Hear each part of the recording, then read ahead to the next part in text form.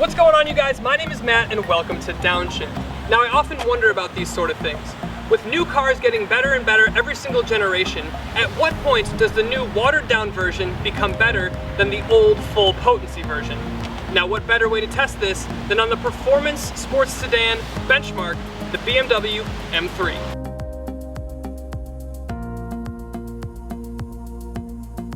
Now, for the sake of this review, I'm going to be focusing mostly on the sport dynamics and handling of the driving of each of these cars. I won't be going in depth on the interior, the build materials, the design, and the technology. So if you're looking for something like that, go ahead and hit that red subscribe button down there. Make sure you hit that notification bell because there will be a full standalone video on the new M340, and I already have a full standalone video on the M3, and I'll link that down in the description below.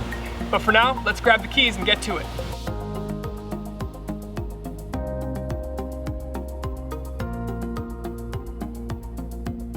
So we're gonna set out in the M3, and I have spent a good amount of time around the M3 over the last year, so I have a pretty good idea of what this thing is about.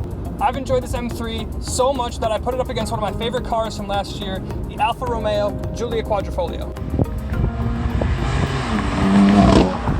But what makes this thing so special?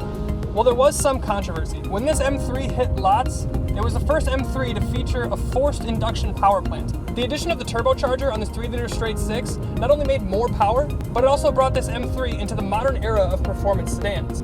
The outgoing E90 generation M3 and its roaring V8 were sublime, but it lacked torque. So while horsepower in this M3 is only up marginally, the torque is up over 100 pound-feet.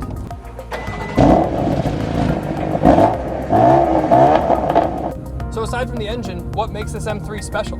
Well, the place that the M3 has always blown away competition is in dynamics and handling. BMW's move from their hydraulic power steering to their electric power steering has left enthusiasts and purists in a bit of a tiff. But get with the time, people, and appreciate the car for what it is. This M3 offers the most refined and composed body and chassis compositions available in this segment. There's extremely little roll, and with the dampers at their most aggressive setting, you don't feel a lot of the weight in the bends.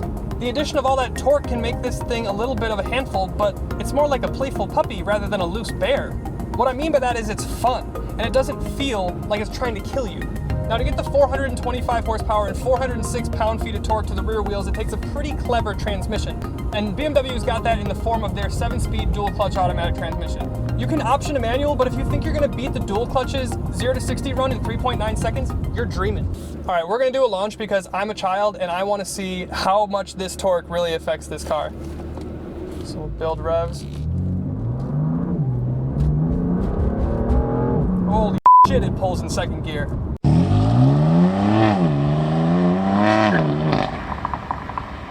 Now, on paper, this M3 seems like the perfect feat of German engineering. From its massive improvements to powertrain, its silky and snappy transmission, and a suspension and chassis composition that refuses to roll, it's pretty much the perfect playdate. There's a reason that we hail the M3 as the performance sedan benchmark, historically up till today. However, let's see if the new little brother can keep up with the king.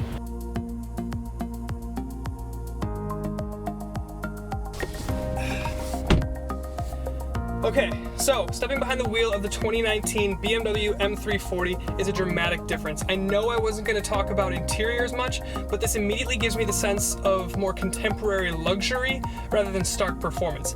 I'm not necessarily as inspired to push it as hard given this environment, but maybe that's on purpose.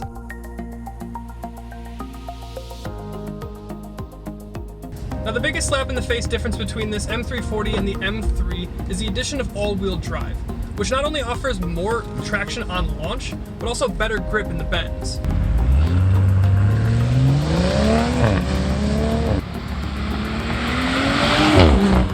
Now, putting power to all four wheels is a slightly different engine and transmission as well. This M340 also uses a 3-liter turbocharged straight 6 to propel it, but it only makes 382 horsepower and 369 pound-feet of torque. Now, some of my more astute viewers will know that's only about 40 horses less, which may sound like a decent number, but to put things in perspective, the M3 has 80 less horsepower than the Mercedes C63 AMG, and they're in the same class, so 40 ponies is pretty damn close.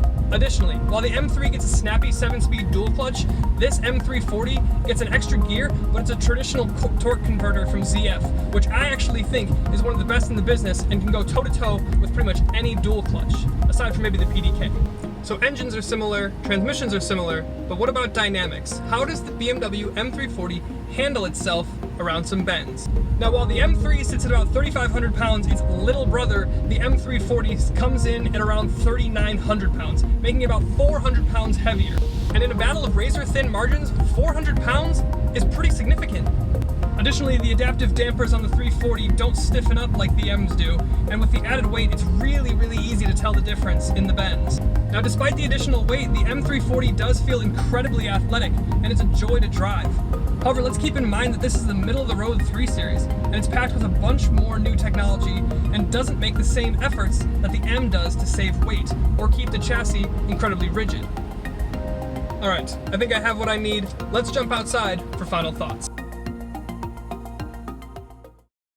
Now, despite the title of this video, I never really actually thought the M340 would be better than the M, at least not in the test that we ran it through today. They're simply two different cars engineered for two different purposes. However, what I really wanted to see was how close the new M340 came to the previous M. And I'm very pleasantly surprised in how the M340 gets very close to the M3 in terms of power. However, where the M3 pulls away is in the bends. And yes, pun intended, thank you very much. It's just a more rigid, taut, and disciplined chassis. The added weight and less aggressive suspension in the M340 simply don't allow the car to compose itself in the same way that the M3 does. So that brings us to the million-dollar question: which one is the better buy? And for that, I'd have to say, it depends on who you are, obviously, with any decision. But if you're like the guys that I meet at Cars and Coffee, you're like the BMW enthusiasts that I meet around town, you're gonna wanna go with the M3. You're gonna have the full-fledged, purebred M, you're gonna have more respect with that letter, and you're gonna have more to talk about with your buddies. However, if you're a normal human being that likes the added technology and, the added luxury and comfort and sound damping and the less aggressive ride, more comfort and luxury, you're gonna wanna go with the M340. Now, if you're gonna buy either one brand new and you don't need to take it out on track and you don't need to try to impress your friends, I would save the $12,000 and go with the M340. You get all the latest amenities, you get all the luxury, and you save all that money. You're still gonna have a great time on the street, on the track if you so choose. You just won't have the full-fledged respect of an M3. Plus, you have the all-wheel drive practicality that comes in the M340. However, this is the outgoing M3. The new incoming M3 is probably gonna have all-wheel drive. I think that's confirmed. Somebody make sure that's right in the comments. So with that, I hope you guys enjoyed this video. Make sure you hit that red subscribe button and the notification bell for the standalone M340 video coming soon, as well as if you want to see this M340 take on the Mercedes C43 and the Audi S4 in an upcoming review. So my name is Matt, and thanks for watching Downshift, guys.